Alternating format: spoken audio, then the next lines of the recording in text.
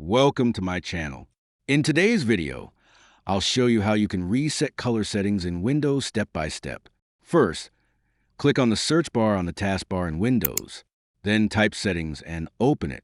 Once the Settings window opens, click on System. In the System window, scroll down and click on Advanced Display Settings at the bottom. Then click on Display Adapter Properties for Display 1. A new window will open. Here, select the Color Management tab. Now, click on the Color Management button. In the Color Management window, go to the Advanced tab. Next, click on the Change System Defaults button at the bottom. Another window will appear. Again, select the Advanced tab. Now, check the box named Use Windows Display Calibration. Finally, restart your PC so the color settings can be reset. If you liked the video, please like, subscribe, and press the bell icon for more helpful tutorials.